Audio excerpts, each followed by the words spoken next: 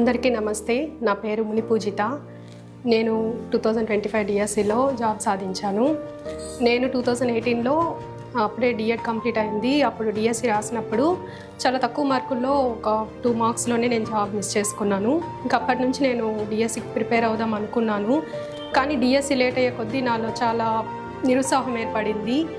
ఆ టైంలో మనం కాన్స్టెంట్గా మన మైండ్ పెట్టుకొని మనం చదవాలి.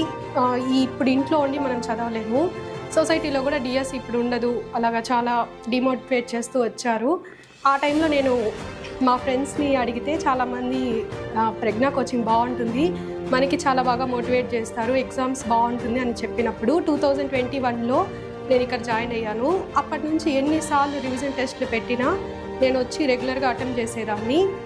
ఇక్కడ సార్ ఇచ్చే మోటివేషన్ నాకు చాలా బాగా యూజ్ అయింది.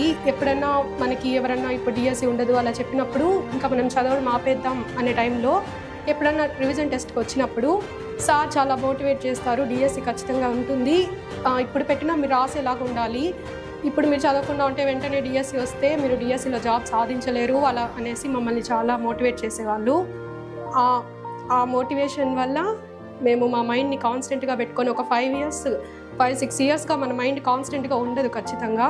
ఆ టైంలో ఈ ఎగ్జామ్స్ రాయడం, ఇక్కడ సార్ మోటివేషన్ వినడం, అలాగే ఫ్యామిలీ సపోర్ట్ కూడా ఉండాలి ఖచ్చితంగా. ఎవరైనా జాబ్ సాధించారంటే వాళ్ళ ఫ్యామిలీ నుంచి వాళ్ళకి ఖచ్చితంగా సపోర్ట్ ఉండాలి.